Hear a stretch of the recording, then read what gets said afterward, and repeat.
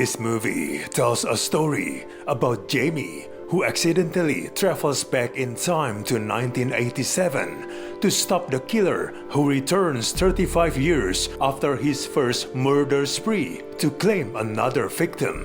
This movie has an interesting premise. Unfortunately, it leaves much to be desired. It takes inspiration from many other movies like Scream, Back to the Future, Halloween, Happy Death Day, and more. The plot cribbs elements from all of them and relies on enthusiasm over invention to keep us entertained. It never shies away from its inspiration as it's constantly making references to those movies. However, the non-stop references quickly become tiring. Under the weight of all those well-known films and horror movie tropes, this movie strains to leave a lasting impression.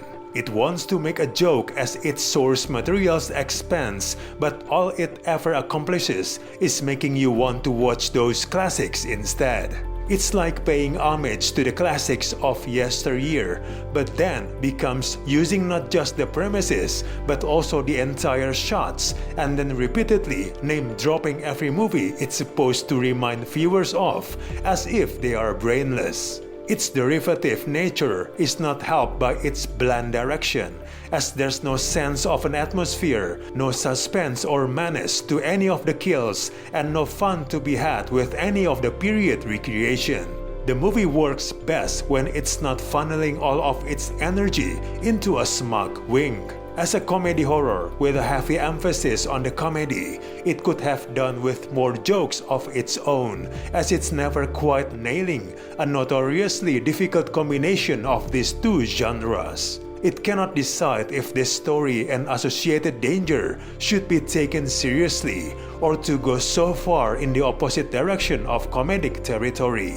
It's struggling with tonal consistency as parts of the movie trying to jolt viewers with shocks and bloody imagery, while the rest is played for laughs, reaching unwelcome campiness. The movie is also poking fun at the 1980s era, as it wastes little time before throwing around meta jokes and mocking the cultural sensibilities of the 1980s. The joke would be amusing if it isn't a running gag deployed several times throughout the movie.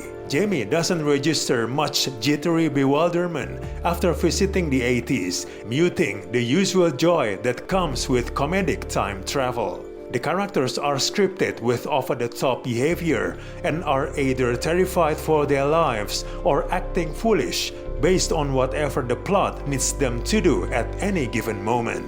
With the way everything plays out, it feels like everyone stopped caring whether anyone lived through the ordeal. There's no emotive pull here or attempt to make anyone or anything really matter.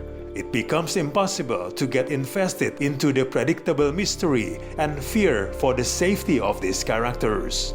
This is made more baffling during one of the film's major revelations. Overall, we do not recommend to watch this in theaters. Just wait on your streaming service.